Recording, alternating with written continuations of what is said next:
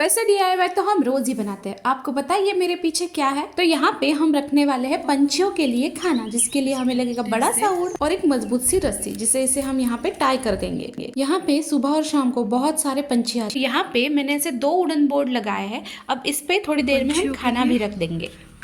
चलो खाना तो रख दिया है, अब देखते हैं पंछी आते हैं या नहीं। मुझे पंछी की वीडियो बनाने तो नहीं मिली, लेकिन हाँ ये देखो स्क्विरल कितने मजे से खा रही है और इसे देख के मुझे भी बहुत अच्छा लगा। हमारा मिशन सक्सेसफुल हो चुका है।